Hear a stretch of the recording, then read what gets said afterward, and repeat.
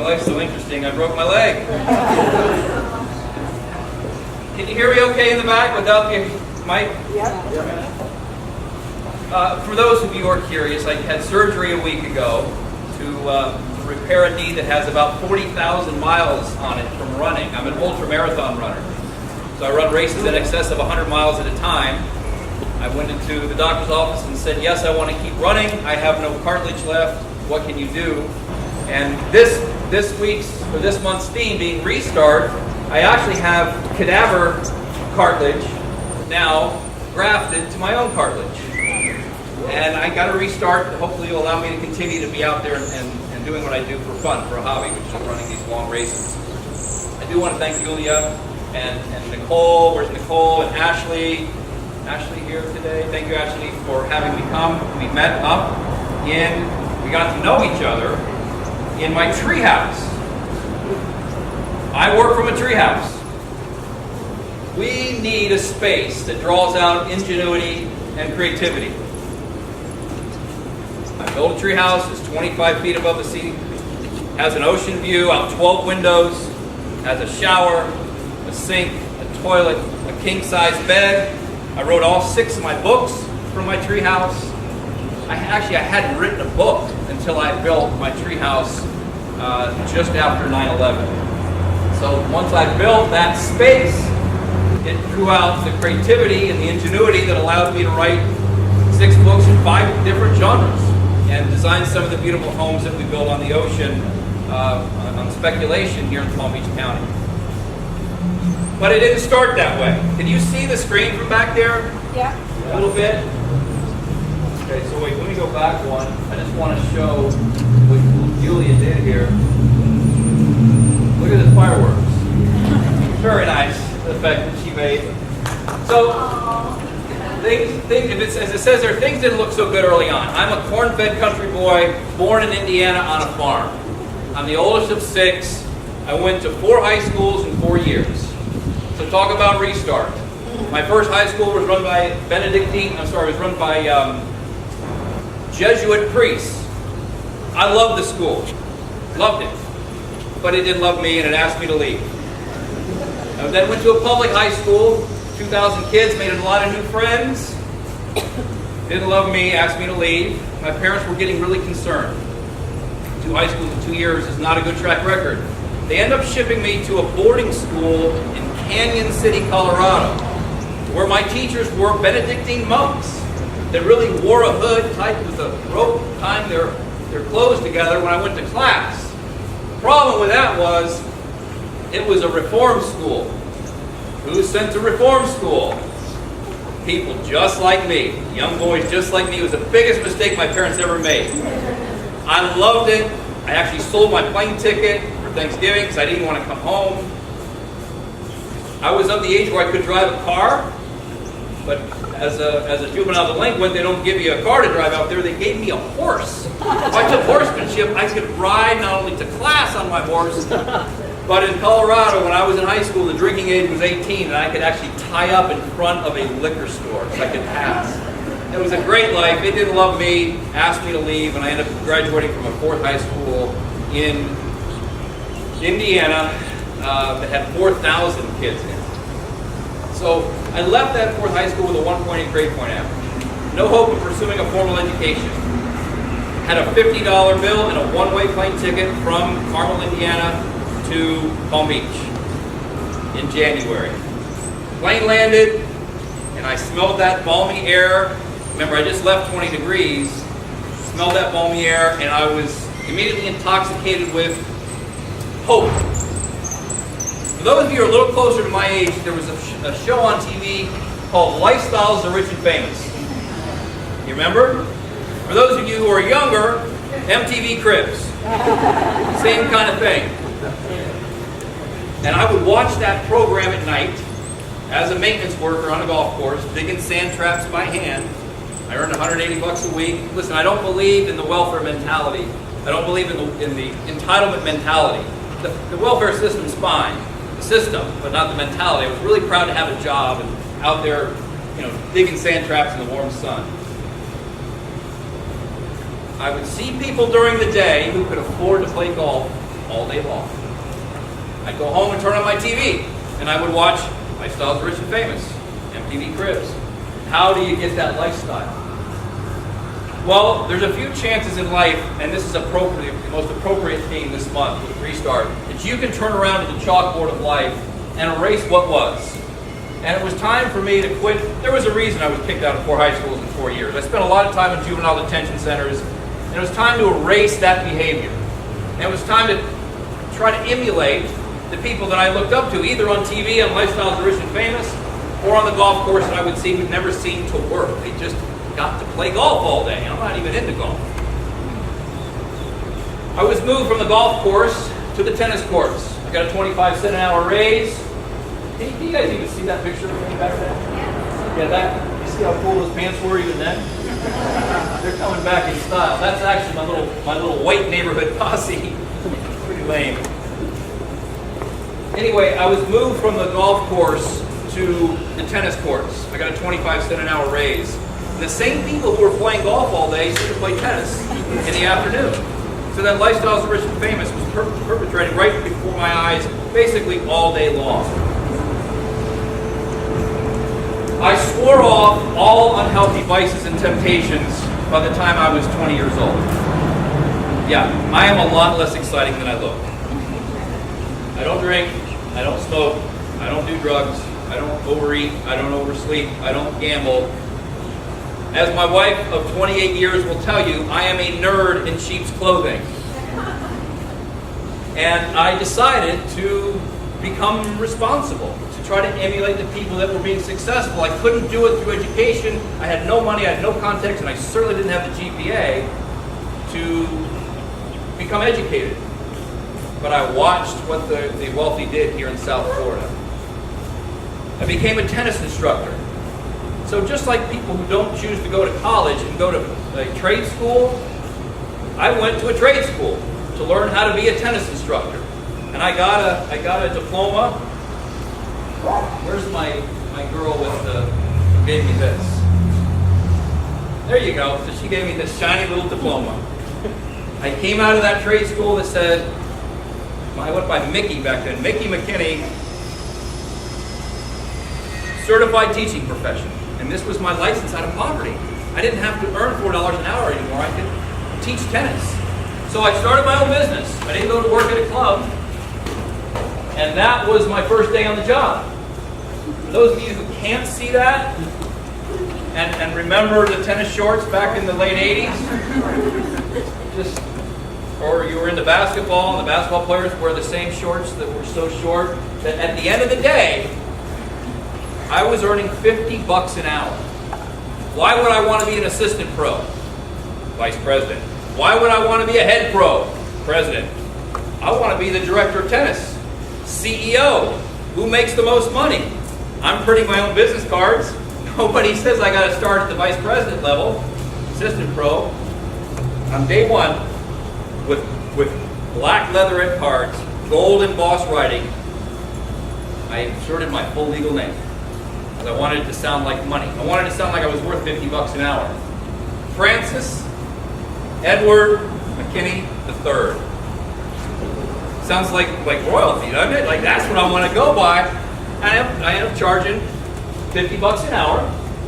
And those little tennis shorts were so full of money that at the end of the day, I'd stand on a chair and show you this for those in the back, but the fabric of the pocket hung down lower than the fabric of the pant because it was so full of $50 bills. But there was a limit to how much money I could make out there baking in the hot sun. It was $100,000 a year. I was making $100 grand a year as a 20-year-old. $50 an hour times 8 hours a day is how much? 50 times 8? 400. We're going to make $400 a day times 5 days a week. Times 50 weeks a year.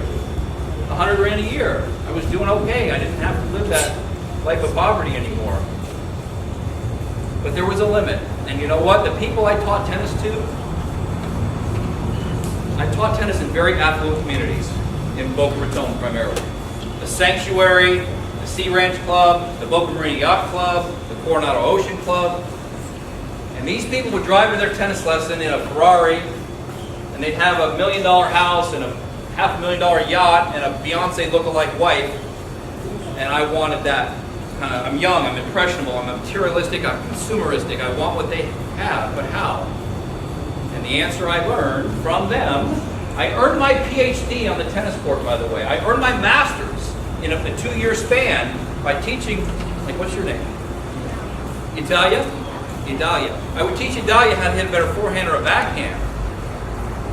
She would drive up to her lesson in that car with that house and that yacht and that, Richard Gere look-like husband right here. Actually, you do look like him.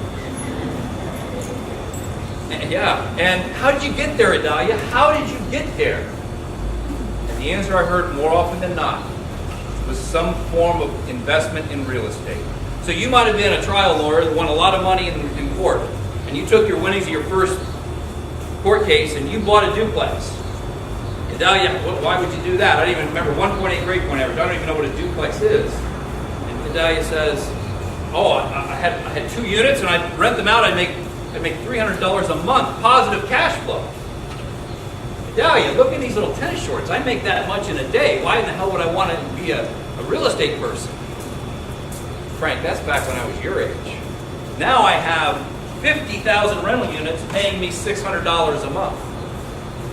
Who's really fast in math? How much is that? 3, add another 0. $30 million a month. So I decided after a very lucrative tennis teaching career that I was going to get into real estate. And there was the first house that we did almost 30 years ago. It was a crack house, 2-bedroom, 1-bath house in a really bad part of town up in Northwood, West Palm, which is a very nice neighborhood now, by the way. A lot of the houses I did early were where Jim was on the commission in Delray Beach. I did a lot of my early ones in Delray Beach, in the bad neighborhood, southwest and northwest section. That house I bought for $36 grand. I renovated it and I sold it for $50. I made a $7,000 profit, but it could have been monopoly money. I was so proud of implementing the concept of buying an undervalued commodity, a beat-up old crack house, adding value to it, making it the nicest little crack house on the block when I was done with it. It wasn't a crack house anymore. But that's when I decided to be a real estate artist. Listen, I can't sculpt, I can't paint yet. I'm working on that in 2019. I can't play an instrument and I can't sing, but I can create 3-dimensional art that people live in. And at that crack house, I decided to put $15 a yard carpet in instead of 10, and 3 coats of paint instead of 1, and a brand new roof instead of just patching the old roof. And I decided I would deliver the American dream to people who were renting it. Because up until that time, people were renting an apartment. Why? The American dream wasn't meant to be rented, it was meant to be owned. And I took people out of that situation of rental and delivered the first American dream to them in the form of beautiful little houses. All my houses. You drive around Jim, you drive around the neighborhoods of Delray, white picket fence. That was the epitome of the American dream, and we would sell them for top dollar. I didn't do a house worth more than $100,000 for the first 5 years of my career. Anybody a Malcolm Gladwell fan? Malcolm, double fist Malcolm. How many hours does Malcolm say it takes to become an expert? How many years is 10,000 hours? 5 years, full time. From the late 80s to the early 90s, I didn't do a house worth more than 100 grand. But I got to be an expert at the craft of real estate artistry. I loved it. We made $7,000 on our first job. By the time I was done, we were making $25,000 a house. But there was a limit. So it was time to move, take that gift, take that skill, that expertise, and move it to the oceanfront. And in 1992, on Delray's Beach, right next to the Seagate Club, it's still there, we did our first oceanfront house. Oh, my teeth! I bought that house for $750,000. This is all public record.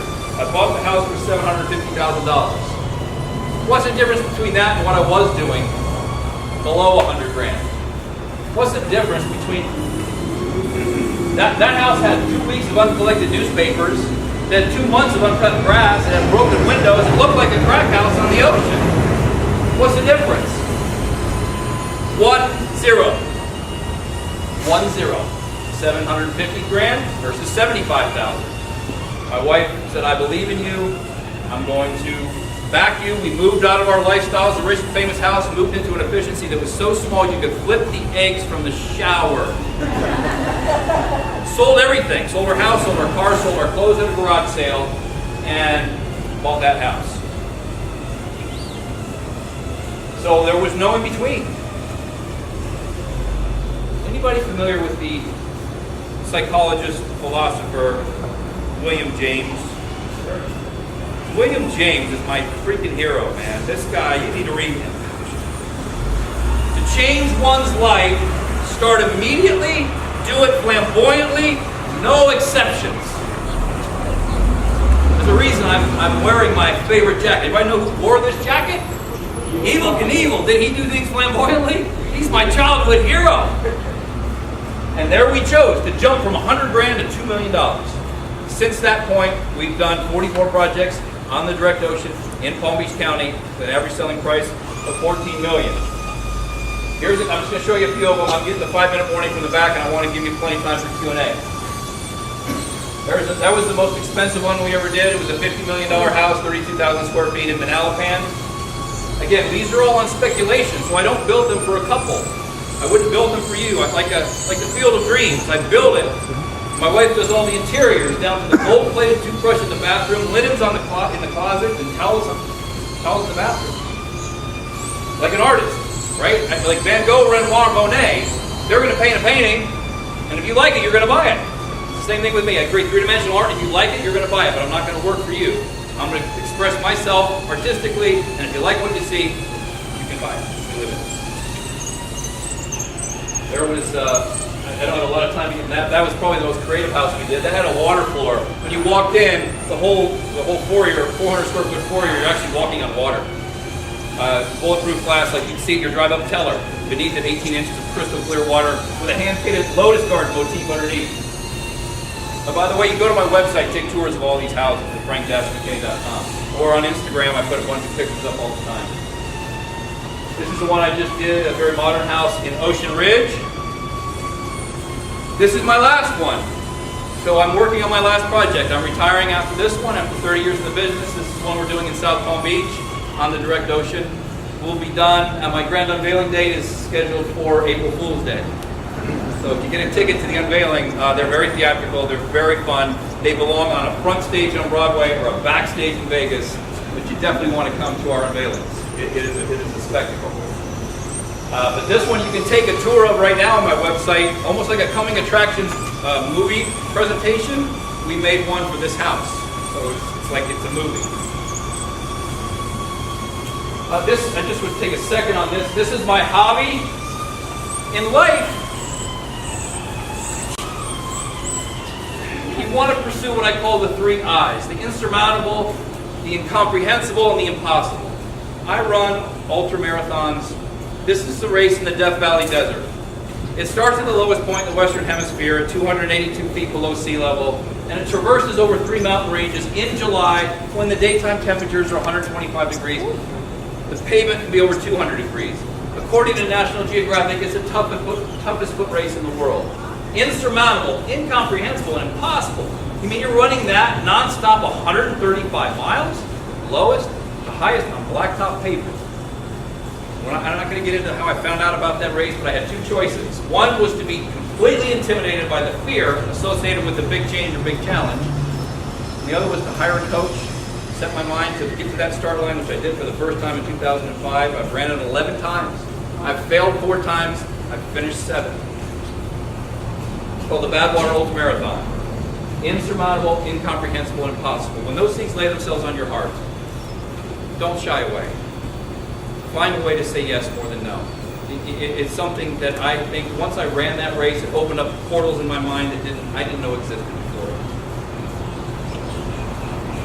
What I'm going to be doing now as I'm retiring from real estate is I've written 6 books in 5 different genres. So that's appropriate for the theme today, isn't it? I've I've written philosophy, I've written real estate, I've written young reader fantasy, I have written spirituality, and my new book, The Other Thief, which is Christian romance. This just came out a month ago. And somebody's going to win their choice of all 6 of those books. And I wrote every single one of those books for my treehouse. So that's what I'm going to continue to do. I have to deliver to the publisher a series of my Christian romance novel. It's not a novel about a couple going to the beach and holding hands and watching the sunset. If you saw Passion of the Christ and you saw Fatal Attraction, put those 2 things together. I would say 50 Shades of Grey in the Bible, but it doesn't go that far. It's a very evocative novel. Spiritually seductive, I like to say. Main teaching point, I'm going to get the gap here. This is my last teaching point. What is that? It's a strand of DNA. Do you notice how you can't stay motivated in life? As a species, I believe human beings were not wired to stay motivated. Dietarily, relationally, spiritually, financially, we can't stay motivated. I can't stay motivated, even physically, to run that race sometimes. Motivation, if I did a crappy job this morning, when you get home tonight and you take a shower, if you were motivated, motivation goes down the drain with a soap.